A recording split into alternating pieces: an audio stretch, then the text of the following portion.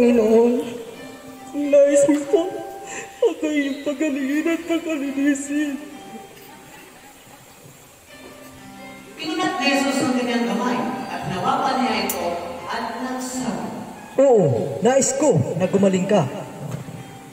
at nalinis ka agad ang kanyang dedo.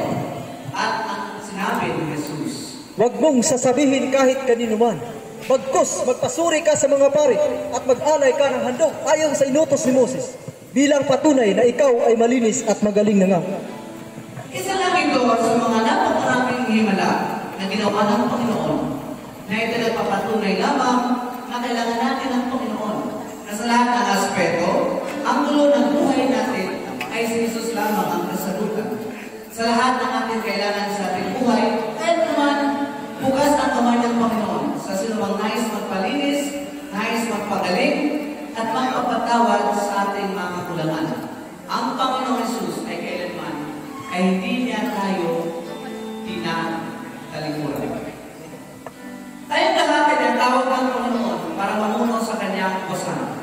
Kaya naman, isa sa mga salita ni Jesus na tumatak sa ating mga Kristiyano na dapat limutin ang sariling kapakanan at unahin ang Diyos bago ang lahat.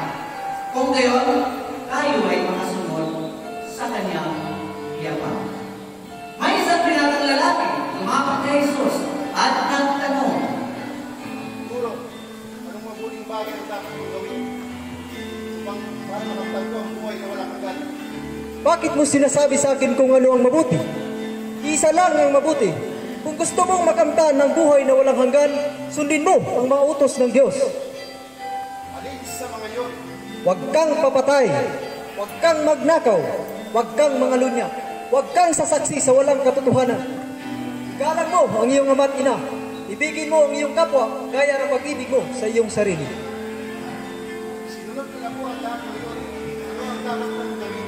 Kung nais mong maging ganap, ipagbili mo ang lahat ng iyong kayamanan at ipamimigay mo sa mga mahihirap. Pagkatapos, bumalik ka at sumunod sa akin. at nagpakarinig ng lalaki. Malungkot na umalis ang binata. Sapagkat siya ay napakayaman at sinabi ni Jesus sa kanyang mga alagad, Tandaan ninyo, napakahirap makapasok ang isang mayayaman sa kaharian ng Diyos. Mas madali pang makadaan ng isang kamilyo kaysa sa isang mayayaman sa kaharian ng langit. mukhang nagtaka ang mga alagad sa kanilang narinig, kaya nagtanong sila.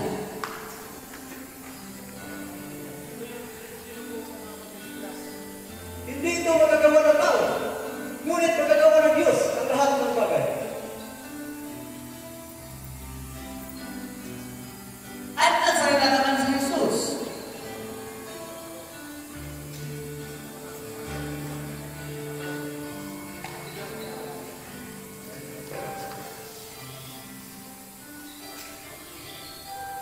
Tingnan po ninyo. Iniwan po namin ang lahat at kami sumunod sa inyo. Ano po naman para sa amin?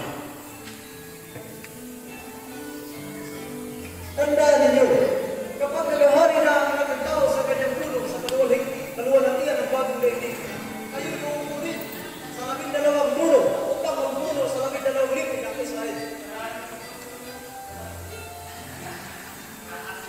Ang isa ito ay isa sa mga habilin ng Panginoong Jesus nung siya'y namuhay dito sa lupa. Na huwag tayo mag-impok ng kayamanan na nasisira, bagkos tayo mag-impok ng kayamanan na sa langit.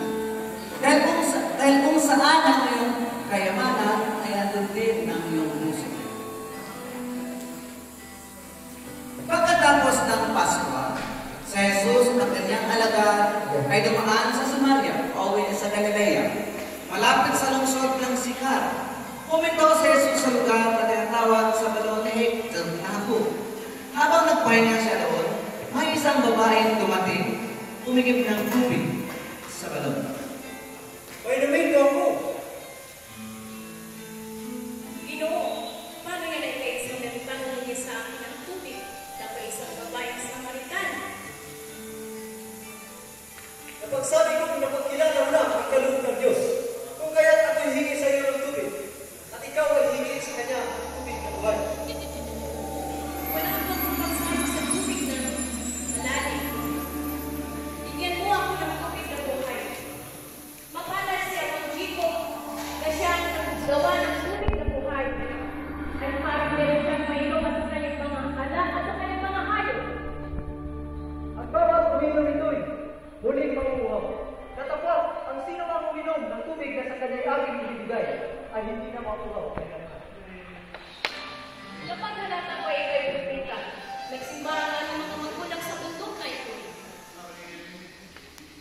Sumaya ka! Tawagin mo ang iyong asawa. Wala po akong asawa. Ibigay mo sa akin ang tubig na buhay para hindi na iiba sa malayo. Maganda ang pagkasabi mo. Wala ka ng asawa. Ngunit nagkaroon ka na ng 5 asawa. At dito'y nagsasabi ka ng katotohanan. Nagsasamba na ang hindi dapat nagsasamba. Hindi oras na. Nasambahin natin ang Ama ang Espiritu Santo. Paniwalaan mo ako. Sa mga oras na ito, sa bundok na ito, sa Jerusalem, hindi ninyo sasambahin ng Ama. Ngunit sinasamba ninyo ang hindi ninyo nalalaman. Dapat nalaman ko na dito ang propeta na tinatawag ako sa magbigay sa atin ng katotohanan. Ako, na nagsasabi sa iyo, siya na nga. Nagpalay mo ngayon sa Ramsor ang babae at sinabi sa mga Samaritan na kumarating na nga ang Mesiyas. At sila'y sumama pabalik sa balon at nakinig sa mga turo ni Jesus. 2 araw si Jesus at nagturo doon at maraming naniwala sa kanya. Bago pa nga tumaroon ang Panginoon Jesus sa kaharian, inutusan niya ang lahat ng kanyang mga alagad sa Galilea. Sa bundok, sinabi ni Jesus sa kanila. Noong makita nila sa Jesus, siya'y sinabi nila at siya'y sinamba nila. Subalit, may isa na nag-alin lang. Kaya lumapit si Jesus sa kanila at sinabi, Ibinigay na sa akin ang lahat ng kapangyarihan ng langit at lupa. Kaya kung humaya kayo, gawin niyo ang alagad ang lahat ng tao sa lahat ng bansa. Bautismuhan niyo sila sa ngalan ng Ama, ng Anak at ng Espiritu Santo. Turuan niyo sila sa mga inutos ko sa inyo. Tandaan ninyo at may kasama ninyo hanggang sa magsalang panahon. kaya naman, tayo lahat ay nalasan ng Panginoon ay pangaral natin ng kanyang mabuting balita. At hindi natin ikataya ang magandang balita sapagkat ito ay may kapangyarihan ng Diyos para sa kaligtasan ng bawat sumampalataya, unang sa mga Hudyo at kayo din sa mga Griego. Sapagkat sa magandang balita ay pinakita kung paano ituloy ng Diyos ang kaugnayan ng tao sa Kanya. Ito ay pamagitan ng pananampalataya buhat sa simula hanggang wakas.